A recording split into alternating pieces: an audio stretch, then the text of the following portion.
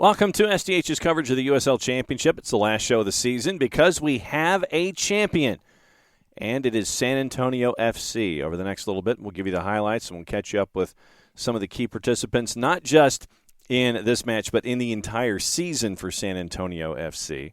So once again, before we go forward, let's go backward. Here's your highlights, courtesy of our friends at ESPN2, the USL Championship, and YouTube. It is San Antonio FC and Lou City. The USL Championship final is underway in 2022. It is the final domestic professional game in the United States this calendar year.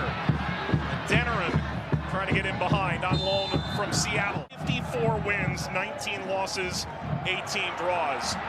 Danger, Patino goes down, penalty!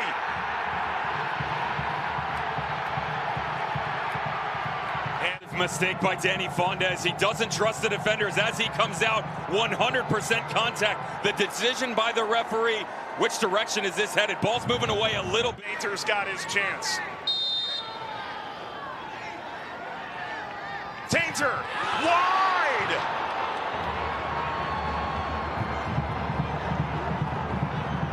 An absolute stunning twist. Skips again, good from Gomez. Gomez will take that space. Denerin unloads off the post! Dia tried to kick it away, falls toward Maloney, who scored his first as a pro last week, and it'll ricochet toward the corner flag and out. I actually thought before this on the movement, thought Denerin had actually closed his angle down. That touch there, it moves him a little bit further away. Run a rotation, they pivot to the far side and run at least one, if not two, all the way to the back post, and then try and bring something square back across. Abu, back post, penalty, a handball! Fortunate, watch Wes Sharpie's right hand. Straight up, down. It's hard to argue, Mike. It's away from the body. It's 6 playoff goals. No player bigger in the clutch for San Antonio in their history. Patino! Mitchell Tyner trying to bring it square. Contact with Sharpie. Class from Santiago Patino. 6 goals for San Antonio. Give yourself the ability to go from A to B to C and yet still bypass some of the central locations as well. Perez brought down by Olmby, who twists and fires! What a save far! He reaches out and rips it back in. It takes it down in traffic. Vision the entire time. Pure determination, if not for the goalkeeper of the year. Save of the night, that's an easy save. This may be the save of the year. Has Abu and a Denerin. It's a Denerin racing in behind. Touch dragged him wide. A Denerin save. Fondes, giant leap into the air and out for a corner. A ton of patience within him. Christian Perano 2 years ago tries to go 1v1 and instead slows the game down, picks his head up, recognizes that a Denerin is once again on that far side. This ball comes back through. Bottom corner written all over it. This is the consistency we've seen out of Danny Fondes on the backside of this in the absence of Kyle Morton. Tremendous save. He's got to get low. He's got to do it fast because of the amount of power. Mitchell Tainter, he's on the back post right now. He's marked up against Wes Sharpie. You can get cute and clung close, but congestion gets in the way. Abu, Tainter, Denerin, he scores! Finally, he has his goal! San Antonio 2 goals ahead! Back post, Mitchell Tainter, redirect back across. You just got to execute, and they surely do. The physicality of a Denerin once again rising. Tried to dig in on Perano. What strength and what skill.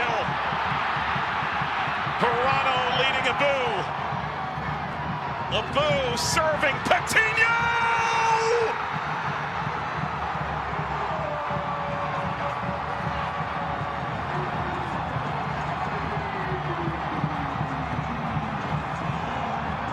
The manner in which they play, the style, this is the beautiful game at its best.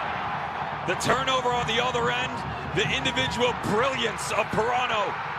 Beats two, beats a third down into the middle. You've got your center midfielder, Mohamed Abou, bumps up off the 6 into the 8, rotates to the outside as he come and drags space with him. Guess who? With the towers that you have on the back line, can you get it up and over quick enough is the real question. It'll be Wilson Harris. Farr wipes it out. Recovered by Perez.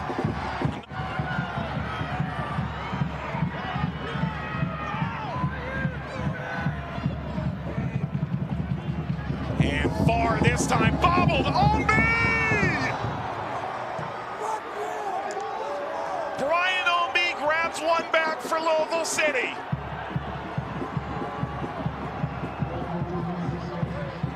Marks overall in 19 games. It's a mistake by Jordan Farr. That's really simple. You come that far off your line, you go straight up. There's a little bit of momentum here from Tosh. What the referee's looking at is the challenge right there. Does Tosh connect that much? You got a little bit of an argument. Winder, no. Ownby, yes. There's life left yet with just side 15 minutes to go. Gone to 7 minutes. San Antonio FC finishes the fight.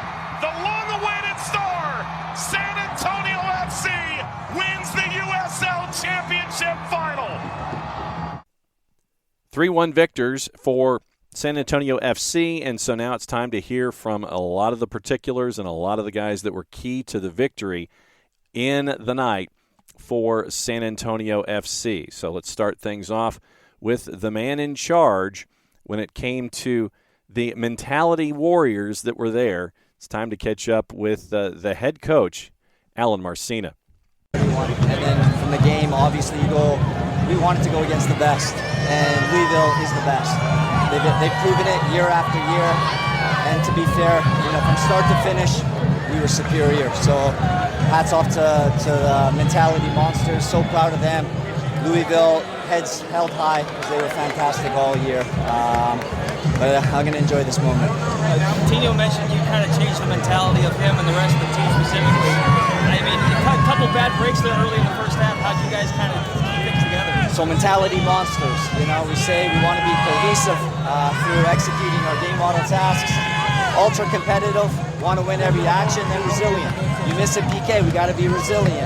You hit the post a few minutes afterwards, have to be resilient. It's a mentality that's been instituted from day one, and these guys every game played like their last game, and they earned the championship. Number 1 overall, Western Conference champions, overall champions.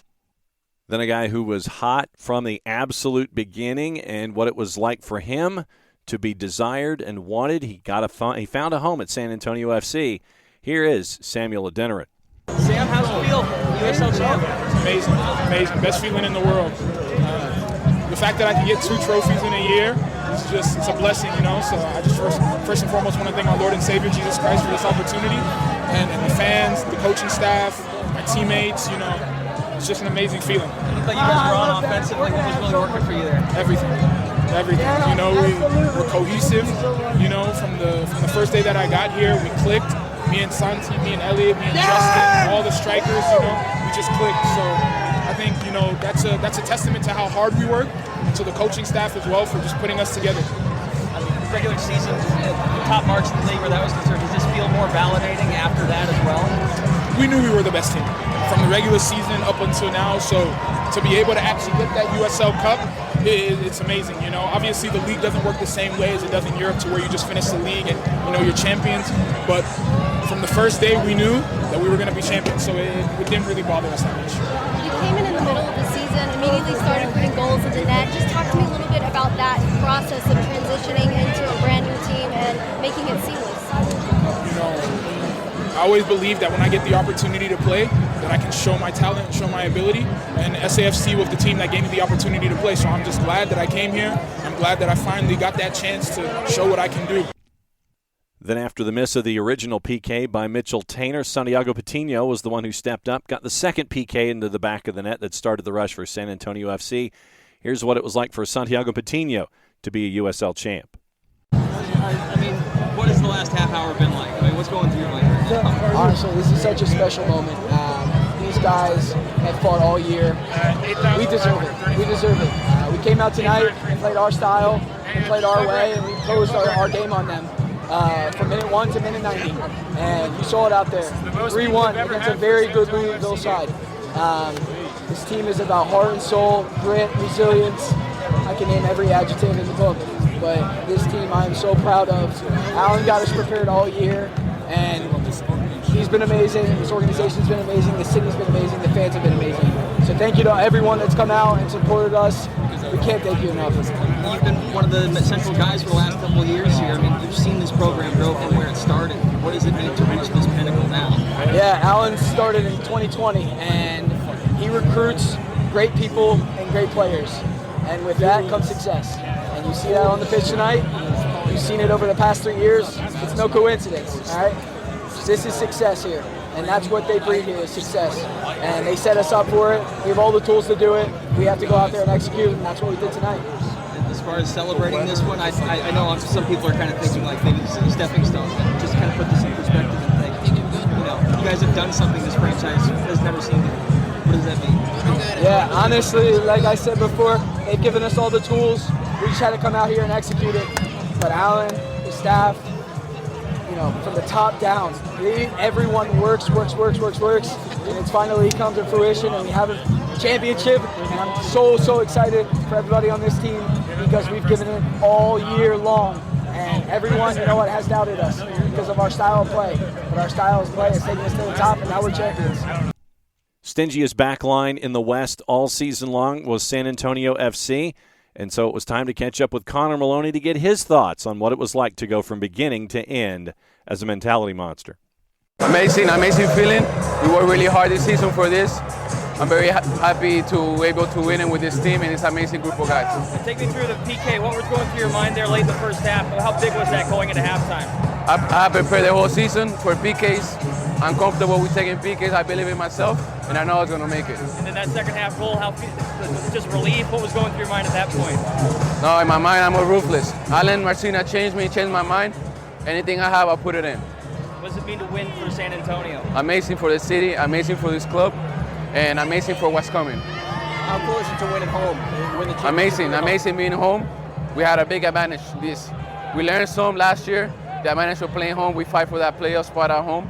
And that was a big change here. Talk about the mentality, start to finish, you guys from the beginning of the season. I mean, you guys are the best team in the league all year long, finishing with a trophy. Yeah, I mean, let's talk about resilience. We had a peak in minute 3 of the game. We didn't make it, we kept going, we keep believing. So this group, this mentality was the key for this season. Last one up, USL Championship Defender of the Year, Mitchell Taintor. And this was a really cool interview with Mitchell Taintor. Some things that we didn't really know about Taintor and his ride into San Antonio FC and what it meant to his entire family. Interesting insights here from the Defender of the Year. What's kind of going through your mind right now? Yeah, I mean, this has been 20 years in the making with when I started playing soccer, and it's pretty emotional. I love this city, I love this team, I love the guys. I'm just really grateful, and I'm really grateful for my fiance too, because last year when I got sent on loan here, she encouraged me to go.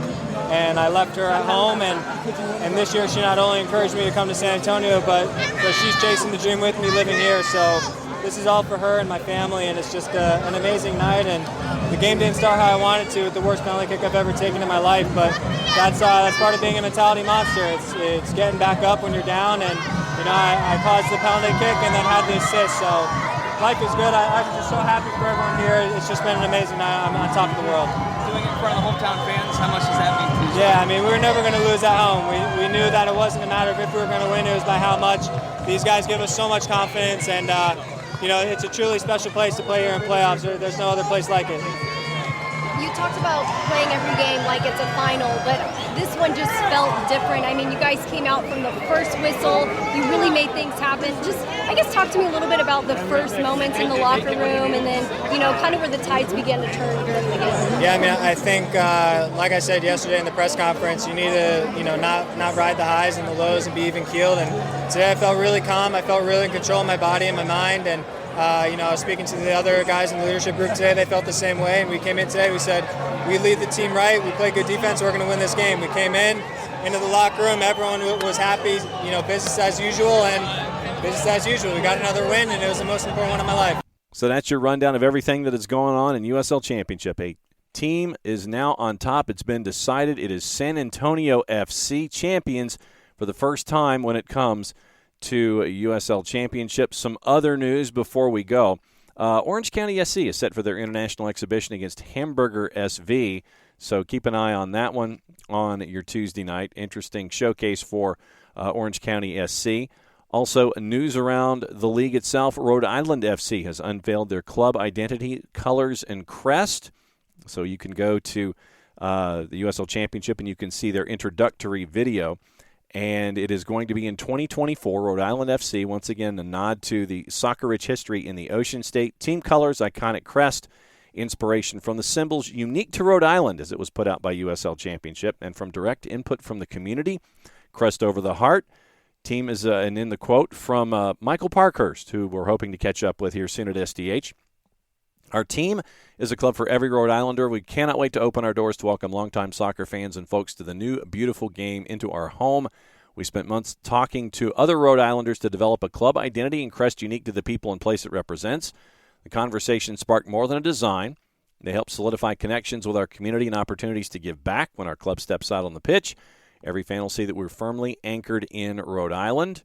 State colors, anchor is a symbol, connection to the water, historical roots, salty personalities, passion for soccer, and a diversity and desire for the inclusion and community building. You can catch the story at USLChampionship.com, and they lay it all out for you. They visited all 39 Rhode Island cities and towns in a showcase that finished up in Pawtucket on the day. So their brand launch was there for everyone, and I mean everyone, to see in the state of Rhode Island at rhodeislandfc.com. You can go ahead and make your deposits for season tickets if you are so inclined for the 2024 season. And Michael Parkhurst is already making the rounds. He was visiting practice facilities in Cranston, talking with players, coaches, and parents. And so it'll be good to catch up with Parkey to find out what he thinks about the brand launch of Rhode Island FC as they get ready for the 2024 season, as they build the facility right there on the water at the landing for Rhode Island FC to be ready to go in USL Championship. So that one's going to be fun to catch up with Michael Parkhurst as well about Rhode Island FC, one of the new teams that is going to be a part of USL Championship. Also, before we go, you've got all the players in USL Championship that have made their way into all the international squads that are going to be a part of the competition and the championship in Qatar. You've also got the USL Academy League finals that are coming up in short order. And 15 players to watch as the showcase and the brackets unfold. Yair Paez, who we know from our coverage of the high school game here in the state of Georgia for Chattanooga Red Wolves FC. Nick Holiday, North Carolina FC. You've got Tate Johnson, the 17-year-old from Tampa Bay United, that's going to be a part of it, and they had to put in 2 squads because one team fell through.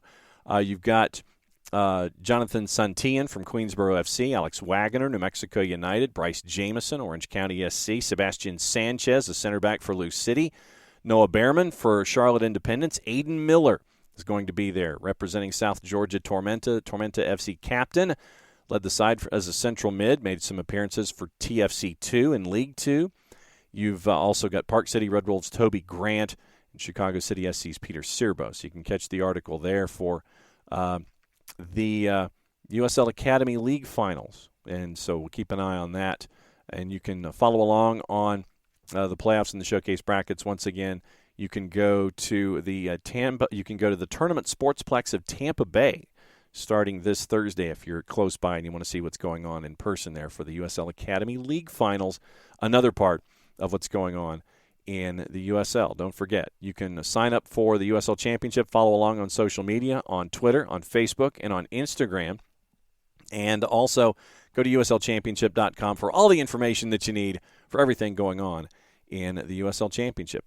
Season will be back before we know it. Trust us. And so we will continue to let you know what is going on in USL Championship and the USL in general with all of the teams that are coming up to be a part of expansion and be a part of all of the activities that we have here in the off season. So, for everybody here at SDH, thanks for another successful season of SDH on USL Championship. We'll be catching up with one-on-ones as we go. Thanks for being a part of the network as always. Play it safe, everybody. That's your season in USL Championship.